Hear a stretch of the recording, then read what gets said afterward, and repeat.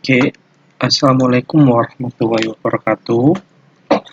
Selamat pagi semua. Saya akan menerangkan mengenai hubungan struktur aktivitas obat kolinergik.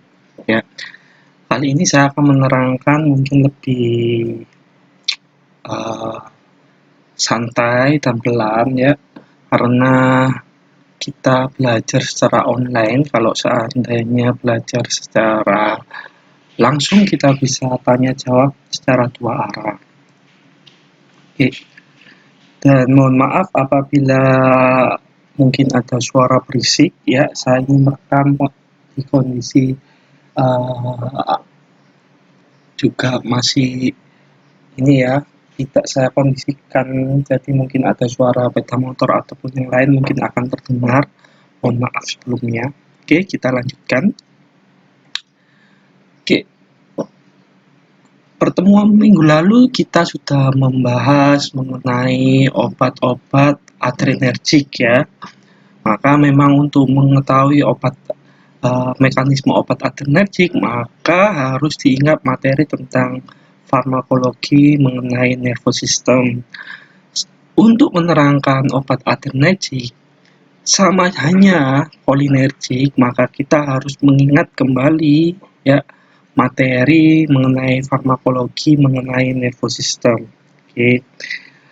Pembagian sistem saraf, kita ketahui bahwasanya ada apa saja, yaitu ada sensoric division, ini adalah panca indera kita.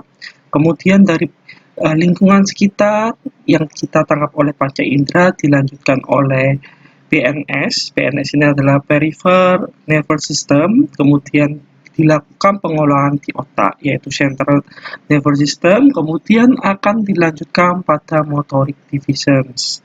Di motor divisions ini dibagi menjadi dua, yaitu somatic nervous system sama autonomic nervous system ya. Nah, di sini kita apabila belajar mengenai kolinergi, kita fokus pada sympathetic divisions untuk adrenergic ya, sympathetic divisions, sedangkan untuk kolinergic kita akan fokus pada parasympathetic divisions ya.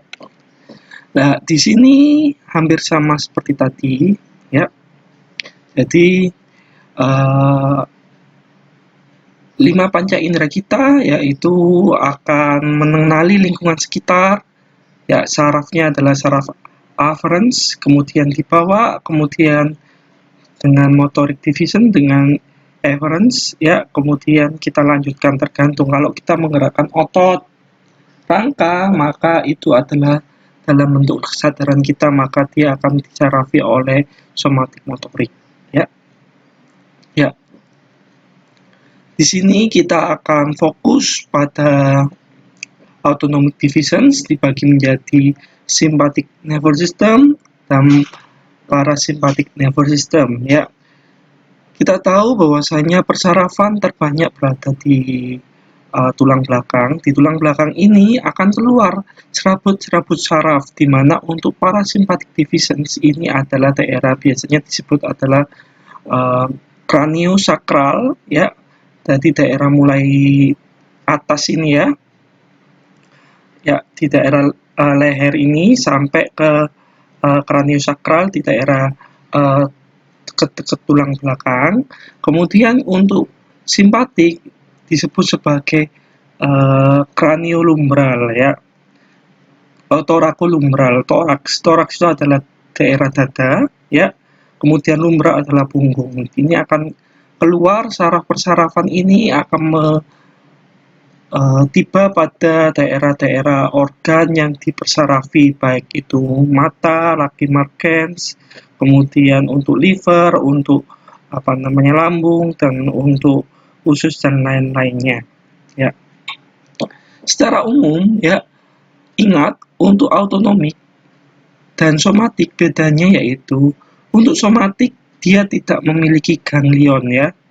Jadi dia akan langsung pada nicotinic reseptor yang ada pada muscle atau pada otot, makanya disebut NMJ, nicotinic muscular junction ya. Sedangkan untuk parasimpatik dia adalah asetilkolin, dia memiliki ganglion. Ganglion di sini ada reseptor nikotinik reseptor, kemudian akan dilanjutkan oleh sel saraf postganglionik ya menuju pada organ yang dipersarafi. Dan di sini ada reseptor yaitu reseptor muskarinik.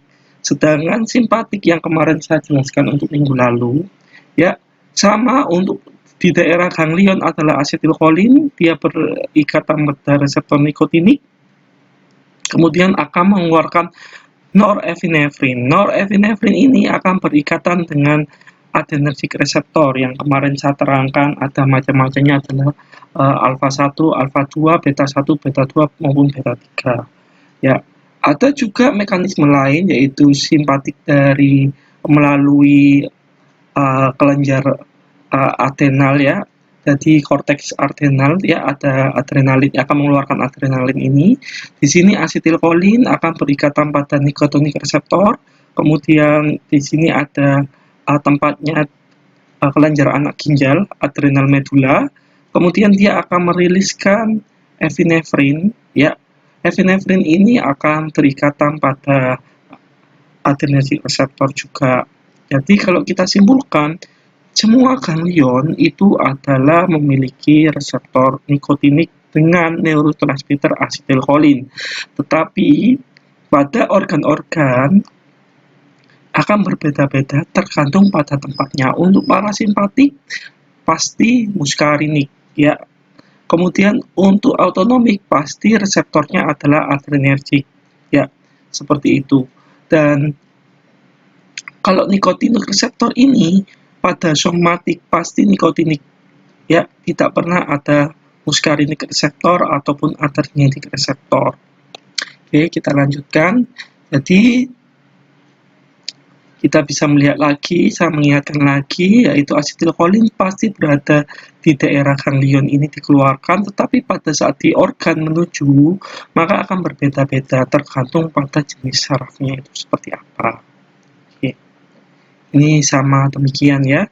Cuma untuk korteks adrenal, yaitu adrenal daerah medula juga, ini mengeluarkan epinefrin yang dirilis melalui pembuluh darah, tidak melalui sel saraf, kemudian beredar, akan menuju pada organ yang dipersarafi yang terdapat reseptornya. Oke. Kalau yang kita tahu bahwasanya untuk simpatik ini adalah dibawa oleh sel saraf, ya, kemudian mengeluarkan norepinefrin. Ini perbedaannya ya. Oke. Mengapa asetilkolin dapat menempati reseptor muskarinik maupun nikotinik? Ya kan? Jadi mengapa demikian? Ya, asetilkolin menimbulkan efek bisa ke muskarinik dan nikotinik karena membentuk dua konformer molekul. Bentuk konformasi ini ada yang memanjang, transoid, berinteraksi dengan reseptor muskarinik. Ya, jadi kita tahu ini adalah posisi yang memanjang. Ya, dengan tiga dimensi demikian, dia lebih akan berikatan pada reseptor muskarinik. Ya, muskarinik ini ada M1, M2, M3 tergantung letak dari organnya nanti. Sedangkan konformer tertutup bentuk sisoid ya seperti ini. Ini hampir ada ikatan hidrogen ya. Jadi tertutup seperti ini. Jadi konformer tidak memanjang, dia akan berikatan terhadap reseptor nikotinik. Nikotinik ini ada di NMJ, nikotinik muscular junction, yaitu pada saraf somatik maupun di daerah ganglia ya. Nah, ingat kita tahu bahwasanya asetilkolin ini adalah neurotransmitter yang dihasilkan tubuh dan didegradasi oleh asetilkolin esterase. Nanti saya akan sebutkan ya. Ya, ini adalah efeknya, efek ganda asetilkolin yang disebabkan karena asetilkolin dalam dua konformer, yaitu sisoid dan transoid. Ya, ini adalah kita bisa melihat bagaimana dia dapat berikatan pada reseptor muskarinik maupun reseptor nikotinik. Kita bisa melihat di sini ya letak dari di sini adalah reseptornya ya.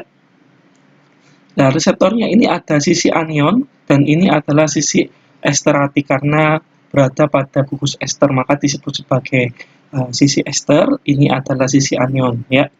Jadi berbeda ya, yang akan berikatan ini adalah karboninnya sedangkan ini adalah posisi adalah di gugus esternya. Di sini adalah sisi anionik ya, berikatan pada kation yang terdapat pada asidilkolin. Jadi gugus amonium kuartener. Ya, the main target ini yang menyebabkan efek yang akan selalu berlawanan baik simpatik maupun parasimpatik. Contohnya pada mata. Pada mata kalau merah adalah simpatik maka iris ya akan mengalami kontraksi pada otot radial iris yang menyebabkan dilatasi pupil. Sedangkan untuk parasimpatik akan kebalikannya, dia akan mengalami kontraksi pada otot ciliar muscle menyebabkan dia akan midriatik ya. Jadi ini adalah disebut istilahnya midriatik dan ini biasanya adalah meiosis ya. Kemudian untuk pada kelenjar lakrimal untuk air mata hanya parasimpatik. Simpatik tidak ada di sini. Kemudian untuk kelenjar ludah ini dua-duanya akan mengeluarkan kelenjar lidah tapi dengan tingkat kekentalan yang berbeda. Untuk simpatik lebih kental dan lebih viskus, sedangkan untuk parasimpatik lebih encer ya. Untuk pada organ paru ya, untuk simpatik akan mengalami vasodilatasi atau bronchodilatasi. Kalau untuk parasimpatik adalah bronkokontriksi yang akan dan juga menyebabkan meningkatnya sekresi di daerah saluran pernafasan. Pada jantung, untuk simpatik menyebabkan meningkatnya detak jantung, sedangkan parasimpatik akan menurunkan contractility atau menurunkan detak jantung ya. Ya, di sini untuk simpatik otomatis adrenal akan meriliskan epinefrin ya. Pada ginjal akan meriliskan renin yang dapat meningkatkan memacu tekanan darah juga. Pada GIT gastrointestinal untuk simpatik menurunkan mobilitas kontraktilitas, sedangkan untuk parasimpatik aktivitasnya akan meningkatkan kontraktilitas dari GIT ya.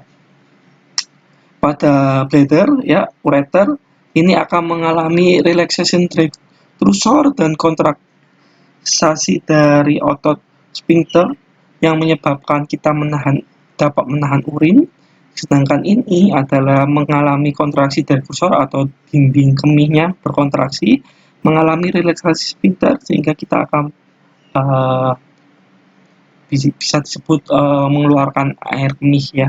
Seperti itu pada kelenjar pada organ pria untuk simpatik akan menyebabkan ejakulasi, parasimpatik akan menyebabkan erection. Nah, ini adalah hal-hal yang ibaratnya dasar-dasar yang harus diketahui dan memang semakin kita memahami materi farmakologi otomatis secara tidak langsung kita mungkin akan hafal efek-efek demikian. Pada blood vessel simpatik yang cenderung dominan yaitu menyebabkan vasokonstriksi. Oke. Jadi ini tabel ini yang saya wajibkan untuk kalian sebagai mahasiswa untuk menghafalnya ya. Ini adalah simpatik dan parasimpatik selalu bekerja secara tarik-menarik ya, berbeda. Kalau simpatik meningkatkan kerja jantung, maka kalau parasimpatik menurunkan kerja jantung. Kemudian untuk paru ada vasodilasi bronkus, maka di sini parasimpatik adalah vasokonstriksi bronkus dan meningkatkan sekresi dari mukus di daerah saluran nafas. Untuk GIT meningkatkan mobilitas, ini menurunkan mobilitas, ya, ini menurunkan, ini meningkatkan, maaf. Kemudian pada mata ini adalah dilatasi pupil, ini adalah kontraksi pupil, ya. Ya ini seperti yang tadi saya jelaskan. Oke. Ya, di sini adalah letak-letak reseptor, ya, targetnya di mana. Cuma yang untuk adrenergic sudah saya terangkan. Sekarang kita fokus pada reseptor muskarinik. Ya, ini untuk organ mata ya. Pada organ mata kalau kita aktivasi adrenergic, maka dia pupil akan membesar, sedangkan parasimpatik maka dia akan mengalami midriasis, pupil akan mengecil. Regulasi dari asetilkolin. Asetilkolin ini jadi sel saraf itu memiliki spesifitas untuk memproduksi neurotransmitter sendiri. Jadi kalau untuk parasimpatik pasti dia akan memproduksi neurotransmitter asetilkolin.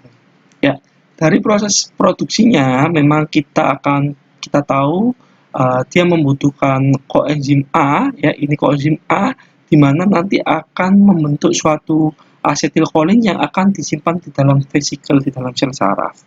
Nah, asetilkolin ini akan dirilis, ya dirilis. Nah, rilisnya asetilkolin ini maka dia bisa berikatan pada reseptor. Reseptornya bisa banyak, ya, bisa nikotinik maupun muskarinik tergantung organnya. Maka saat berikatan dengan reseptor, maka di sini akan terjadi proses natrium kalium. Ini saya tidak menjelaskan mengenai farmakologi molekulernya, paling tidak kalian memahami, ya.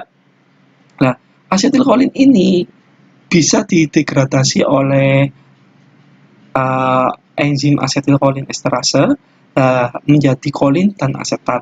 Ya, ini juga bisa dilakukan reaktif kembali, ya, atau dia masuk kembali pada reseptor nikotinik, ya, reseptor nikotinik dia akan masuk kembali dan disimpan kembali. Nah, kita tahu bahwasanya ini adalah cara memproduksinya yaitu kolin, asetil-CoA, yaitu akan menjadi asetilkolin, ya. Di sini saat di sebelah kanan ini saat asetilkolin akan dirusak dengan asetilkolin esterase, maka hasil akhirnya adalah rilis kolin, ya, dan asam asetat. Nah, di sini adalah beberapa macam obat, ya, yang memblok efek dari asetilkolin. Contohnya adalah neostigmin. Ini adalah anti asetilkolin esterase, tadi menghambat enzim asetilkolin sehingga asetilkolin juga dapat meningkat. Kalau di sini ada sulfagmetonium, ini adalah suatu agent, biasanya adalah obat bukan obat ya, racun-racun seperti tubuh karium. Ini dapat menghambat nicotinic muscular junction, menyebabkan otot menjadi paralyzed atau lemah. Kemudian ada juga ini adalah toxic botulinum yang menyebabkan yang dihasilkan oleh bakteri anaerob, biasanya terdapat pada makanan kaleng, ya. Apabila ada makanan kaleng yang tidak steril, maka biasanya akan terdapat toxic botulinum ini yang menyebabkan menghambat proses perilisan asetilkolin, ya. Kemudian ada vesamicol, kemudian dan lain-lainnya. Oke, saya akan jelaskan perlahan. Ya, ini obat-obat yang mempengaruhi saraf parasimpatik, ya. Ini ada tetrodotoxin, itu dihasilkan oleh laba-laba, ya. Laba-laba yang sering adalah yang sangat besar itu, kalau di Indonesia nggak ada laba-laba itu.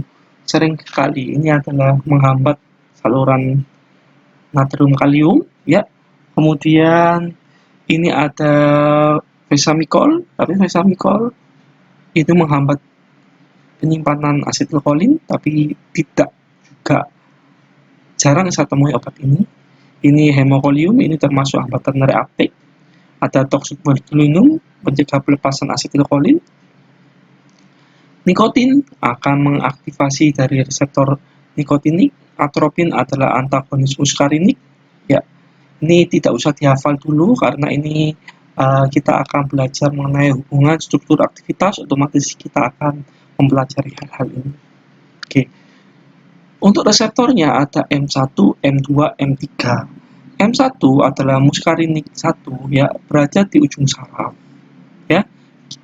Jangan perhatikan tabel yang untuk yang ini untuk farmakologikulernya saya tidak menjelaskan di sini ya. Jadi di sini diagonis oleh asetilkolin maupun antagonisnya adalah atropin. M2 berada di jantung, saraf dan otot polos. Ya, ini adalah asetilkolin dan antagonisnya adalah atropin. Untuk M3 belajar di kelenjar, kemudian otot polos maupun endotel.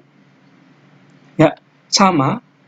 Ya, ini ada NM, ini adalah nicotinic muscular junction. Ya, ini yang berada di otot. Ya, ini adalah saraf somatik di mana dia diaktifasi oleh nikotinik ataupun asetilkolin. Kemudian ini NN ini di ganglion, jadi nikotinik. Kalau ini adalah nicotinic muscular junction, ini berada di daerah mana? Di daerah ganglion. Agonisnya adalah asetilkolin atau nikotinik dan antagonisnya adalah kurar. Oke, saya akan membahas mengenai jamur. Jamur ini terkenal, kenapa kok disebut sebagai reseptor muskarinik?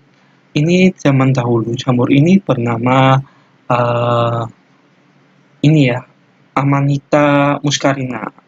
Amanita muscarina ini adalah jamur yang sangat beracun sekali karena dia mengandung muskarin. Muskarin ini adalah alkaloid yang terkandung pada jamur tersebut, Amanita muscarina. Ya, di mana dia memiliki struktur mirip seperti asetilkolin. Nah, kita tahu bahwasanya aktivasi dari reseptor parasimpatik itu maka menyebabkan apa? Pada jantung akan menurunnya detak jantung, maka mengalami bradikardi. Ya, kemudian pada saluran nafas itu akan menyebabkan bronko kontriksi, maka akan mengalami depresi pernafasan, gagal nafas. Kemudian ingat pada kelenjar saliva atau kelenjar ludah akan mengeluarkan saat dipacu oleh asetilkolin atau muscarina ini akan keluar banyak sekali. Kemudian sweating ini ibaratnya berkeringat dan kemudian otomatis hipotensi karena efek dari yang tadi pada jantung. Sedangkan pada daerah GIT, ingat efek dari asetilkolin adalah meningkatkan motilitas GIT sehingga bisa kram maupun muntah, menyebabkan diare maupun mual muntah ya. Jadi inilah efek yang ditimbulkan oleh muscarina. Maka untuk keracunan ini kita harus memblok reseptor muscarini ya, salah satunya dengan menggunakan atropa belladonna atau alkaloid dari atropa belladonna yaitu atropin sulfat ya. Oleh karena itu reseptor tersebut disebut sebagai muskarinik karena berasal dari zaman dulu. Memang sebelum diketahui pernah terjadi jamur ini sangat beracun, dan makanya beberapa jamur kan ada beberapa yang bisa dimakan, ada yang tidak bisa dimakan, tapi banyak sekali yang tidak bisa dimakan. Salah satunya mengandung alkaloid yang dapat menyebabkan aktivasi dari reseptor parasimpatik. Oke, sekarang kita masuk pada topik utamanya, yaitu hubungan struktur aktivitas obat kolinergik. Tadi adalah masih membuka ya. Nah, di sini agonis kolinergik itu bisa dibagi menjadi dua, direct action sama indirect action. Apabila direct action, dia itu langsung berikatan pada reseptor muskarinik maupun nikotinik ya, sehingga biasanya akan obat-obat tersebut adalah derivat dari asetilkolin. Sedangkan indirect dia tidak berikatan langsung pada asetilkolin, tapi efeknya dapat meningkatkan asetilkolin. Contohnya dia menghambat enzim kolin esterase. Apabila kolin esterase dihambat, maka asetilkolin meningkat. Kalau asetilkolin meningkat, maka efeknya hampir sama seperti agonis kolinergik. Oke. Jadi kita lihat direct action, ini ada reseptor muskarinik ya, ada nikotinik. Nah, di sini ada asetilkolin derivat ya, beta-nekol, metanekol, karbakol, kemudian biasanya alkaloid, muskarin, nikotin maupun pilokarpin. Di sini adalah direct action, indirect action, ya. Dia menghambat kolin esterase, yaitu enzim yang dapat mendegradasi asetilkolin. Contohnya ada dua, yaitu karbamat derivat sama organomonofosfat derivat. Untuk karbamat derivat ada endoformium, neostigmin, ya. Ini endoformium short acting, neostigmin intermediate. Kalau untuk organosulfat pasti semua adalah long acting. Nanti kita akan tahu jenis-jenisnya, paration, maration, dan lain-lainnya, ya. Kalau endoformium ini karena fungsinya adalah short acting, biasanya bisa digunakan untuk diagnosis miastenia gravis. Nanti saya jelaskan sedikit mengenai apa itu miastenia gravis, ya. Tapi saya tidak fokus pada pelajaran farmakologi, saya fokusnya di sini adalah mengenai hubungan strukturnya seperti apa, ya. Nah, ini adalah hubungan struktur aktivitas asetilkolin, ya. Ini adalah asetilkolin, ya. Disebut sebagai asetilkolin karena di sini adalah ada gugus asetat, yaitu asetil, di sini adalah kolin, ya. Di sini jumlah atom R yang terikat pada gugus aminium, ya, meningkatkan aktivitas sampai dengan R-nya adalah 5. Apabila dia itu lebih dari 5, maka aktivitas akan menurun, ya. Itu yang kita harus pahami. Jadi ini penting, R itu bukan yang di sebelah sini, tapi R di sebelah sini. Ini jaraknya kurang lebih adalah 6 sampai 5 Armstrong, masih bisa. Sehingga kalau terlalu panjang, mungkin dia tidak akan bisa berikatan dengan reseptor muskarinik maupun nikotiniknya, ya. Ini adalah gugus amonium paling penting, ya. Jadi N ini paling penting untuk aktivitas kolinergik. Bila atom N diganti dengan arsenat, ya, arsenik, maka akan hilang aktivitasnya. Dan di daerah metil ini lebih bagus, N ini disubstitusi oleh metil lebih bagus daripada etil, daripada yang lainnya. Oke. Pemasukan gugus alkil yang lebih besar seperti etil, propil pada posisi, kalau kita lihat di sini adalah fungsi utamanya, yaitu alfa dan beta. Di sini alfa, ya, maka dia dapat jembatan etil dapat menurunkan aktivitasnya.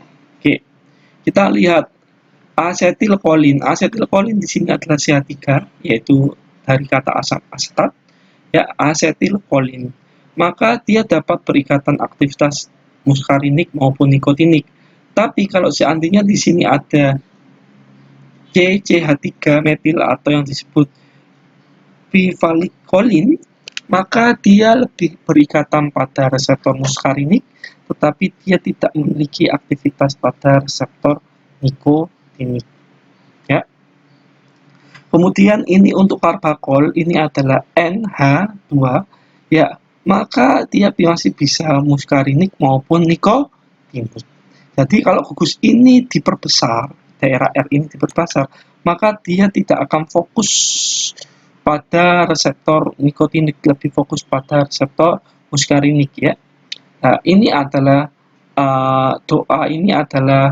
duration of action yang meningkat karena adanya gugus amino di sebelah sini akan mengalami suatu resonansi yang akhirnya dia tidak mudah untuk dihidrolisis oleh asetilkolin esterase.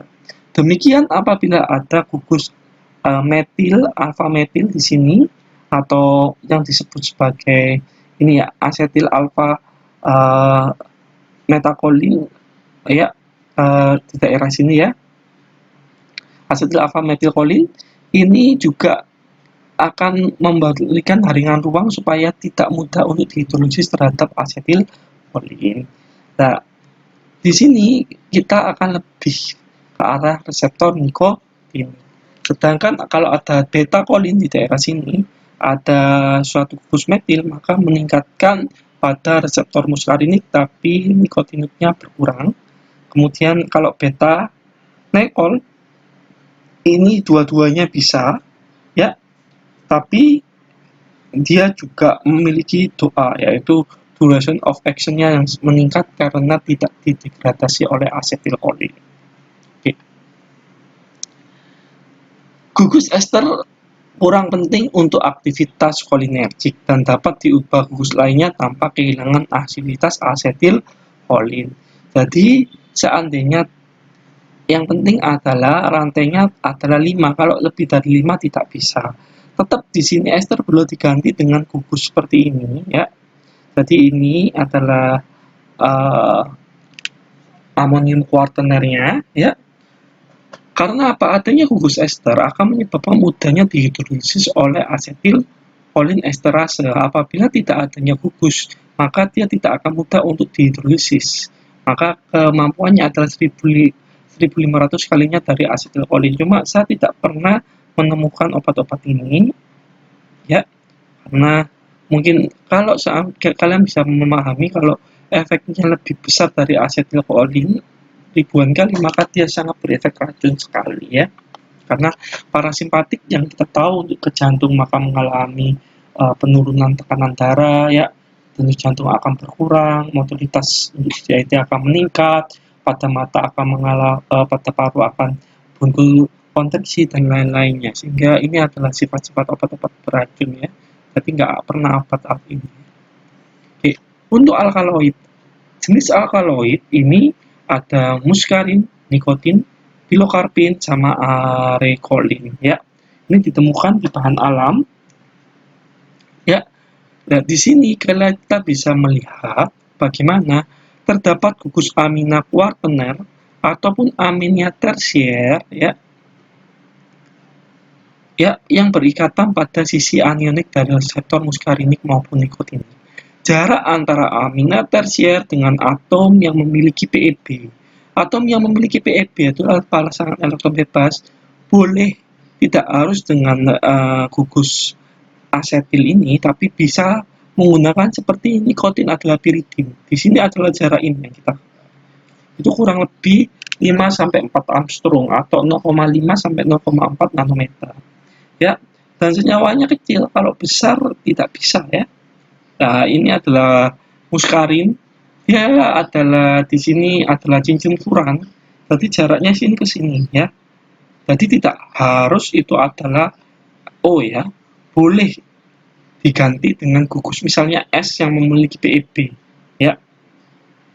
Ini ke sini, ya. Dan ini ke sini. Nah, ini adalah jaraknya kurang lebih 5 sampai 4 Armstrong. Oke. Jadi kita bisa bayangkan kalau kita bandingkan asetilkolin, karbakol, muskarin ini kurang lebih, ya, jaraknya adalah sekian kurang lebihnya. Ini saya akan coba gambar di centro, kalian bisa melihat yang hijau-hijau ini kurang lebih 4,7, ini berapa ini, ya, tidak kelihatan, ini 5,1, ini 50, jadi jarak antara ini ke sini tadi 55 Armstrong, ya. Jadi kita bisa meramalkan dia memiliki efek untuk kolinergik tersebut, ya. Kenapa kok disebut reseptor nikotinik, ya? Ini ada sejarahnya, sama seperti yang tadi. Kenapa kok muskarinik? Ternyata kan dari muskarin.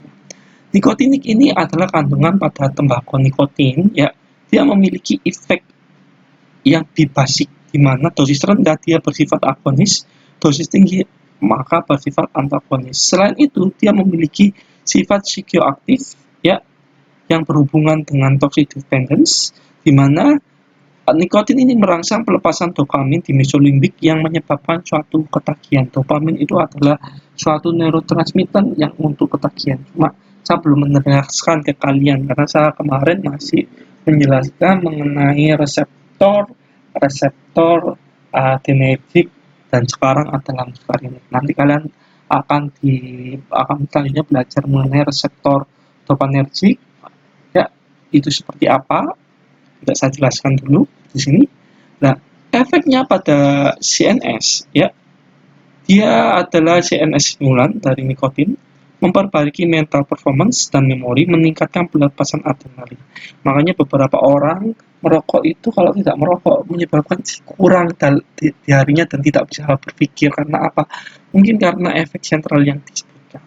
Tapi dia juga memiliki efek peripher yaitu meningkatkan heart rate, tekanan darah, ya, kemudian meningkatkan aktivitas GIT, meningkatkan produksi HCl di asam lambung. Makanya orang-orang merokok itu karena nikotin ini juga dapat meriliskan akan memperparah kondisi dari asam lambung karena asam lambungnya akan meningkat uh, tinggi ya. Jadi selain itu rokok juga kalian tahu mungkin nikotinnya ada kandungan yang bersifat bagus, tapi juga bersifat bifasik di mana dia juga uh, merokok juga ada kandungan tar yang lain-lainnya benzopiren, PAH yang dapat menyebabkan kanker. Jadi kita tahu bahwasanya mungkin ada kebaikan dari rokok tapi efek negatifnya juga lebih banyak. Jadi mungkin lebih baik kita menghindari. Meskipun ada beberapa orang yang mengatakan saya bisa berkreasi apabila merokok, tapi kita juga tetap menghargai mungkin karena mereka mendapatkan efek-efek yang tadi positifnya, tapi mereka belum mengetahui efek negatifnya juga sangat tinggi. Oke. Jadi nikotin ini akan berikatan dengan reseptor nikotinik, ya. Jadi ini adalah efek-efeknya di mana dia ingat ganglion itu ada nikotin, semua ganglion adalah reseptor nikotinik ya. Jadi nikotin ini bisa mengaktifasi parasimpatik maupun parasimpatik. Saat parasimpatik diaktifasi, maka menyebabkan pada bowel motility atau GIT motility yang meningkat, bisa dua efek, yaitu susah untuk BAB maupun diarea. Kemudian untuk parasimpatik, ya, simpatik diaktifasi, maka dia menyebabkan efek ini efek simpatik, maka vasokonstriksi menyebabkan tekanan darah akan meningkat ya, blood pressure meningkat, dan vasokonstriksi ini juga menyebabkan makanya orang merokok akan semakin semangat ya. Nah, biasanya emang pembuat seperti komik, cerita-cerita ataupun novel itu kan bekerja waktu malam dan menghisap rokok agar terinspirasi, mungkin karena jantungnya akan berdetak cepat ke arah otak sehingga mereka juga dapat berpikir dengan jernih tadi ya. Jadi di sini juga menyebabkan rilisnya vasopressin, menyebabkan efek diuretik dan akhirnya juga meningkatkan tekanan darah. Simpatik ini juga memiliki efek di mana ya epinephrine release akan menyebabkan glycogenolisis ya, kemudian akan menyebabkan meningkatnya gula darah dan fatty acid dari asam breakdown dari asam lemak ya. Kemudian kalau kita bisa melihat di sini ya, juga bisa menyebabkan ini depolarisasi dari karotid bodies ya, menyebabkan respiratorinya juga meningkat ya. Kemudian di sini juga partial depolarisasi dari sensor nerve ending ini dari nicotinic muscular junction, dan ini juga dapat menyebabkan kalau berlebihan efek mutah ya, karena GIT juga meningkatnya GIT juga bisa menyebabkan efek emetik ya. Oke, hubungan struktur kolinergik kita udah belajar untuk masalah direct action.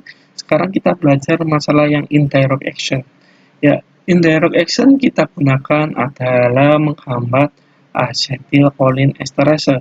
Pada awal asetilkolin ada asetilkolin esterase, maka akan terdegradasi menjadi asam asetat dan kolin.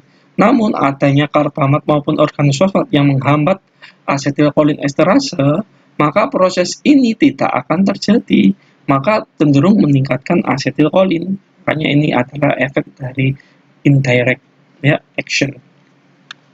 Ya, Ini adalah suatu enzim yang tadi asetylcholine esterase. Ya, ini adalah asetylcholine akan dirusak menjadi kolin dan asam asetat. Mungkin secara garis besarnya ini asetylcholine, ini sisi anionik esteratik dari kolin esterase, maka ini akan di breakdown ya di sebelah sini, maka akan terbentuk asam asetat maupun kolin. Nah, di sini kolinergik dengan efek tidak langsung ya dia akan menghambat ya ada dua golongan organofosfat maupun golongan karbamat. Untuk golongan karbamat perbedaannya dengan organofosfat yang pertama, ikatan yang terbentuk adalah ikatan elektrostatik dipol-dipol dan juga ikatan yang bersifat reversibel. Namun kalau ikatan organofosfat ikatannya adalah irreversibel karena terbentuk ikatan kovalen. Jadi ini adalah pyridostigmin, salah satu dari karbamat ya. Ini ada N-quaterner di ikatan dengan sisi ya anionik dari asetylcholine ya. Kemudian ini adalah ikatan yang terbentuk ya pada sisi esteratiknya. Sebagian ini akan menghambat asetylcholine sehingga tidak dapat mendegradasi asetylcholine. Ya, kalau hambatan terhadap organofosfat sifatnya adalah menetap, di mana ini adalah terbentuknya ikatan kovalen. Ya, ini sisi anionik, ini adalah sisi esteratik. Dia berikatan pada sisi esteratik pada gugus aminoserin sehingga terbentuk seperti ini. Maka kalau terbentuk seperti ini, inaktivasi asetylcholine menyebabkan asetylcholine meningkat. Asetylcholine meningkat, maka efek asetylcholine ya yang awal-awal di tabel yang saya jelaskan tadi ya. Oke. Antidotum keracunan organofosfat adalah pralitoksin.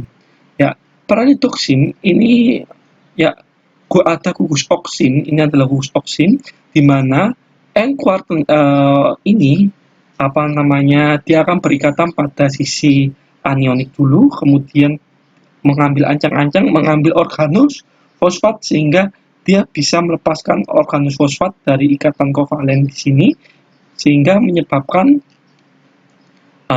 asetylcholine esterase dapat bekerja kembali. Ya.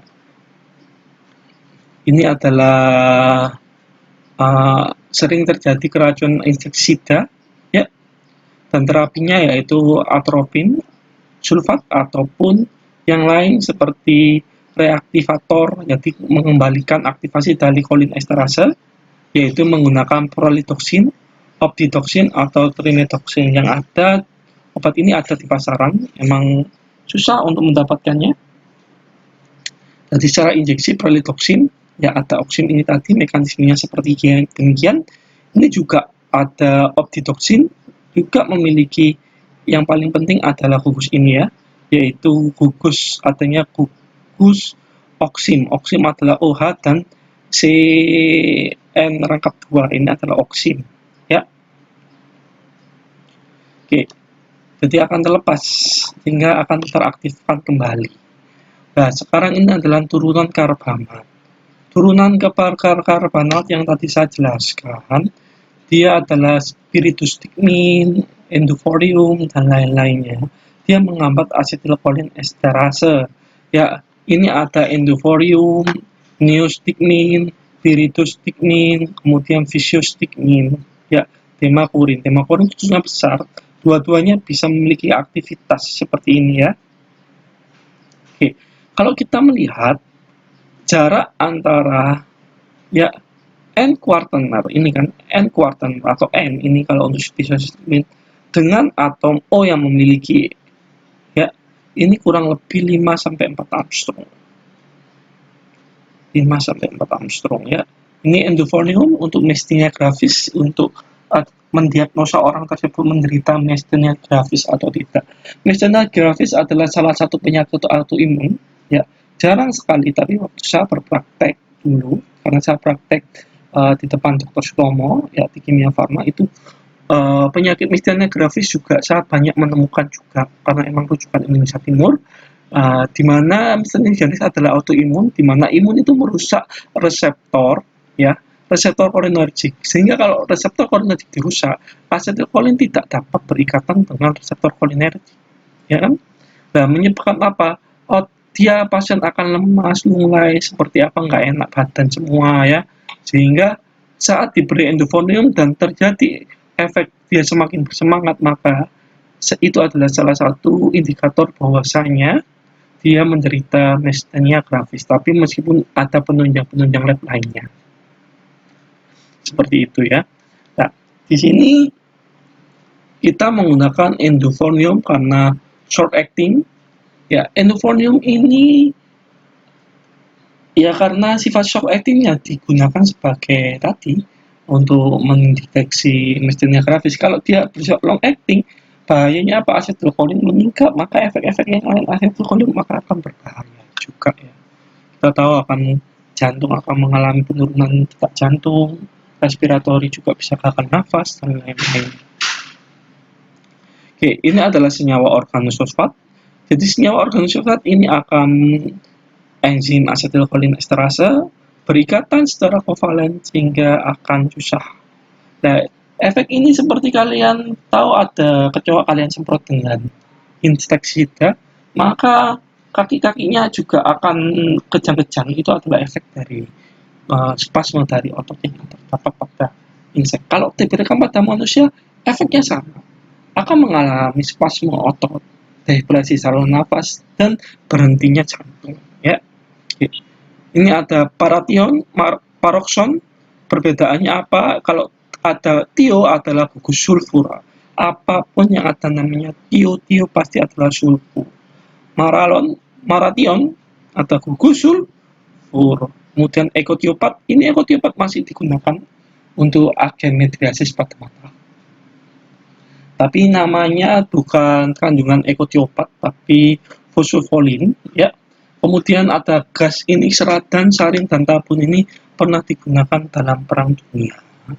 Yaitu ini adalah chemical weapon yang salah satu senjata pemusnah massa. Ya. Oke. Jadi seperti ini. Ya, tadi saya menjelaskan berikatan pada sisi esteratik. Oke. Sekarang kita beralih pada antikolinergik. Antikolinergik ini ya ada antimuskarinik ya. Contohnya antispasmodium ini spasmodik ini karena hambatan terhadap reseptor muskarinik M2 yang ada di GIT ya. Kalau M3 ya, M2 ada di jantung ya. Kemudian ini adalah anti sekresi, jadi untuk mengulangi lendir berlebihan. Anti Parkinson ini ada juga, yaitu ini ya, heximer isinya trihexyphenidyl. Tapi juga sering disalahgunakan oleh banyak orang. Ya, ini untuk midriatik, pemeriksa mata mengalami psikologik. Tapi obat-obat midriatik ini kontraindikasi dengan pasien-pasien glaukoma. Nanti saya jelaskan topik sendiri mengenai materi glaukoma ya. Hubungan struktur aktivitasnya seperti apa? Ya, yang pertama otomatis mirip seperti asetilkolin ya. Strukturnya seperti kolinergik, tapi yang membedakan adalah gugus pada R aksen itu harus yang sangat meruah ya. Memang untuk sifat kolinergik itu apapun lawannya adrenergic ataupun seperti kita tahu kecanduan morfin ya, kita akan menggunakan naloxone. Mirip strukturnya, secara kita lihat akan mirip seperti morfin dan lain-lainnya. Cuma bedanya adalah ada suatu gugus yang meluah. Gugus meluah ini yang menyebabkan dia efeknya adalah efek antagonisnya. Ya, jadi kalau kita belajar dulu kan obat berikat dengan reseptor menunjukkan aktivitas, maka dia adalah sifatnya agonis. Tapi obat berikatan dengan reseptor, dia tidak memiliki efek, maka itulah yang disebut antagonis. Kalau obat berikatan dengan reseptor memiliki efek kebalikannya, maka itu yang disebut inverse agonis yang pernah saya terangkan pada semester lalu. Oke. Kemudian adanya gugus X ini OH atau ini akan meningkatkan aktivitas atas kolinergiknya, antikolinergiknya. Ya, kemudian antara ini sama ini harus kurang lebih 5 Armstrong ya. Oke. Contoh-contohnya yaitu obat-obatnya. Ini adalah golongan alkaloid yaitu atropin, homatropin. Bedanya atropin sama homatropin ini adalah posisi metilnya atropin berada pada ekuatorial, di sini adalah aksial. Makanya atropin lebih banyak ditemui pada tumbuhan. Karena posisi ekuatorial kalau seperti aksial seperti ini kalau gugusnya meruah jarang ya kita akan bisa. Oke. Nah, ini adalah Buscopan. Dia adalah anti muskarinik, makanya dia digunakan untuk nyeri perut, untuk mengurangi spasme perut. Kenapa disebut Buscopan? Karena N-butil skopolamin. Jadi makanya Buscopan. Atau biasa kalau skopolamin adalah ini bukan butil ya. Ini 1 2 3 4 kan butil. Maka iosamin adalah metil. Iosamin atau skopolamin. Makanya ini obat ini ada digunakan untuk ini tadi ya. Ada juga spasminal, kandungannya adalah salah satu adalah atropa belladonna ekstrak, yaitu untuk mengurangi spasme. Itu salah satu kandungannya karena dia antagonis muskarinik. Ada ipratorium bromide, ya ini adalah ipratorium bromide atau ipratorium. Ini adalah disebut sebenarnya kepanjangannya kenapa kok disebut ipratorium bromida, itu adalah isopropana, maka isopropanatropin, makanya disebut ipratorium. Kemudian ini adalah tiotropium ya, pada kandungan ini digunakan, ini adalah antagonis muskarinik pada saluran nafas ya, supaya bronchodilatasi. Contoh obatnya Combifen Nebul, isinya adalah salbu, kalau tidak salah adalah salbutamol dengan ipratorium bromide. Nah, kemudian ini tiotropium, ini spiriva, adalah kandungannya ini ada gustio, tio itu adalah sulfur ya, seperti ini ya.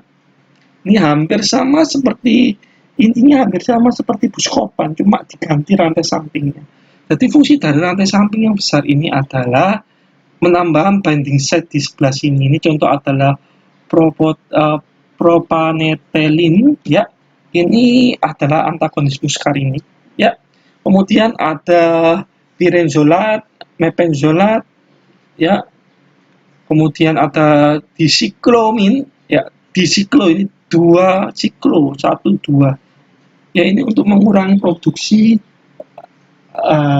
asam lambung ya, antagonis muskariniknya. Kemudian ada siklopentolat. Kenapa kok siklopentolat? Ada gugus 1 2 3 4 5 ini siklo, ada OH, ada pentol loh. Jadi namanya siklopentolat. Makanya nama-nama dari, saya menjelaskan nama-nama struktur kimia itu tidak jauh dari strukturnya seperti apa ya. Oke. Ini adalah tropinamid ya, ini adalah trihexyphenidyl. Jarak antara ini amonium quaterner atau amonium tersier itu sama PEB kurang lebih adalah 5 sampai 4 Armstrong. Jadi kita bisa melihat ini ya. Siklopentolat juga sama. Ini siklopentolat sama semua. Oke. Kita lanjut untuk pemblokingan pada ganglion. Ini adalah nicotinic muscular junction ya. Dia menyebabkan otot saat di-blocking maka menyebabkan paralysis. Jarang sekali obat-obat untuk ini ya. Biasanya adalah digunakan untuk evakuasi hewan atau membius hewan seperti gajah yang kuat-kuat itu ditembak, itu isinya adalah blocking ganglion sehingga dia akan lemas ototnya, kemudian akan tidak bisa apapun, kemudian dokter hewan bisa menyelamatkannya ya.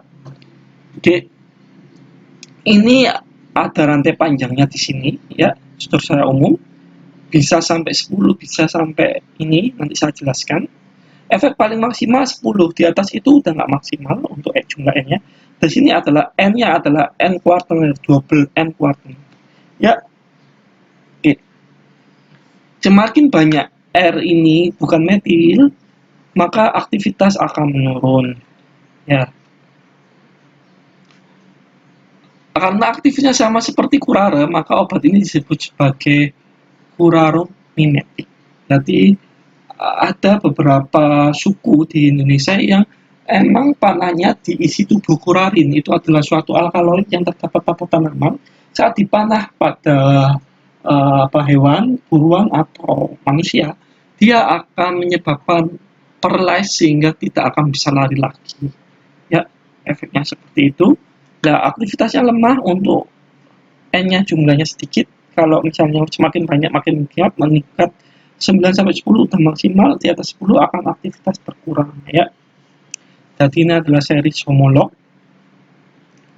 Oke. Sekarang ini adalah N adalah pentametium, N adalah hexametonium, kemudian kalau 10 adalah deca ya. Decanometium. Ini kita lihat strukturnya seperti apa.